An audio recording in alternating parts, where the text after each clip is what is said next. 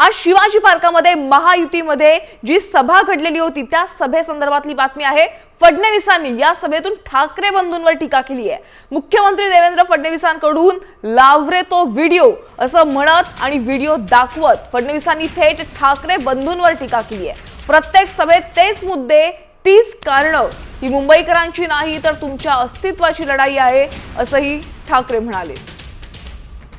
मला कंटाळा आला होता आणि म्हणून मी बाहेर पडलो। आणि मग जर का उद्धवला कंटाळून तू शिवसेना सोडली असशील तर उद्धवच्या फोनची वाट का बघतोस? आणि ज्याने बाळासाहेब असताना त्यांच्या पाठीत खंजीर खुपसला, बाळासाहेबांचं ज्याने ऐकलं नाही तो माझं ऐकेल असं तुम्हाला वाटतं? तिथून बाहेर पडताना माझ्या बरोबर मी गाडी चालवतोय, माझ्या बरोबर उद्धव बाजूला बसलाय, तिथून हॉस्पिटल मधनं मातोश्रीला मी घेऊन आलो। हॉस्पिटल मुंबईकरांकरता शेवटची निवडणूक, मराठी माणसाकरता शेवटची निवडणूक। बंधू भगिनींनो, ही मुंबईकरांकरता शेवटची निवडणूक नाही, ही मराठी माणसाच्या अस्तित्वाची निवडणूक नाही।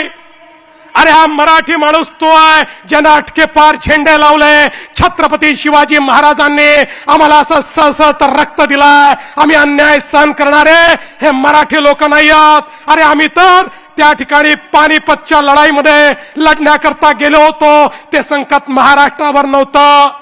अहमद शाह अब्दालीने त्या ठिकाणी पत्र लिहून कळवलं होतं मराठ्यांना की तुम्ही केवळ सिंध, पंजाब आणि बलुचिस्तान हे माझं आहे म्हणून सांगा, उर्वरित संपूर्ण भारत हा मराठ्यांचा आहे म्हणून मी त्या ठिकाणी त्याला मान्यता देतो। पण मराठे थांबले नाही, कारण आपल्या भारताचे तुकडे होत होते आणि तिथे जाऊन लढलेले आम्ही मराठे आहोत।